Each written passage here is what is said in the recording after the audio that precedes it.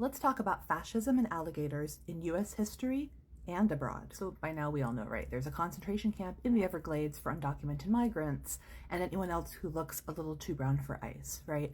And the ghouls in our administration are calling it alligator Alcatraz. So the image behind me was shared by our president, implying that nature is on his side, right? That the fascists can rely on the alligators to what?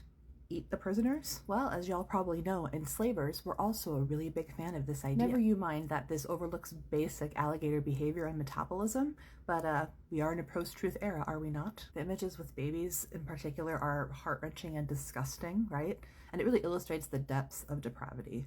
Only enslavers of the US South weren't particularly original in this fantasy. Now take a look at this article from the Mansfield Daily Shield from 1894 in Ohio.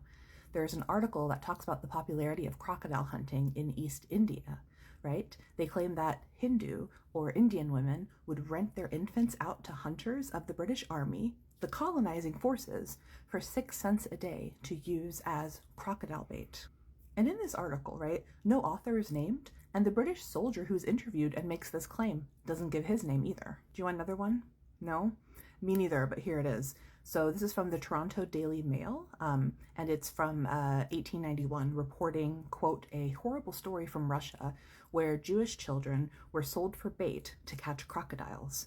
Again, this nameless English traveler reports that Russian Jewish babies were shipped to various ports on the Nile to use as bait. And all of this, right? Alligators eating immigrants, eating enslaved black babies, kidnapped Russian Jewish babies, or rented out Indian babies, right? It doesn't tell us anything about those groups, but it tells us a lot about the people who are repeating this trope and who are doing the fantasizing about it. Because that's what this is, right?